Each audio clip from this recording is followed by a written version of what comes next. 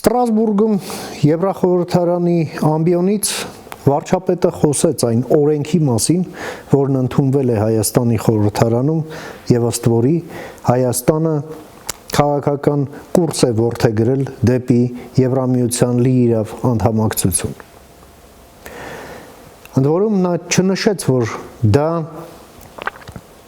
նախաձեռնություն է ներքևից եւ առաջին անգամ անկախ Հայաստանի պատմության մեջ այդ նախաձեռնությունը օրենքի ներքևից գալով եւ քաղաքական մեծամասնության կողմից հավանության արժանանալով ի պատիվ իրենց նաեւ վերածվեց օրենքի, սակայն ինչը լինելու այդ օրենքից հետո մենք այդպես էլ այդ պատասխանը չենք ձևակերպել մինչդեռ դա ենթադրում է, որ այդ խնդիրը կատարելը պահանջում է կառուցվածքային փոփոխություններ։ Ի վերջո, կառուցվածքը որոշվում է խնդրով, խնդիրն է պայմանավորում, թե ինչ կառուցվածք է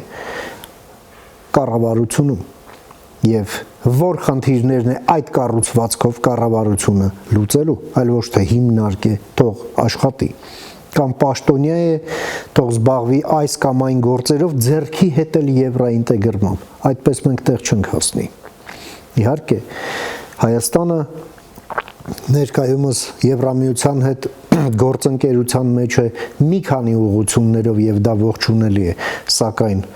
կառուցվածքային փոփոխությունները Հայաստանի Հանրապետության իշխանության այդ կազմում ուղղակի դարձել են օրվա հրամայական։